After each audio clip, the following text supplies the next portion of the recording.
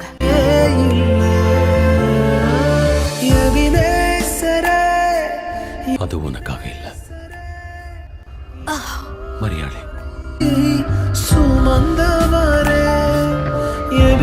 மரியாளே, Magdalene மரியாளே.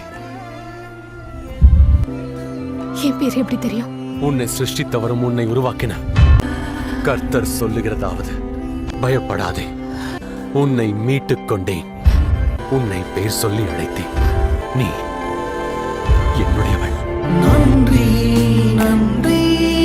நான் திசை மாறி போயிட்டு இருந்தேன். இப்ப முழுவதுமா வித்தியாசமானவளா மாறிட்டேன். அவர் என்ன மரியாள்னு கூப்பிட்டாரு.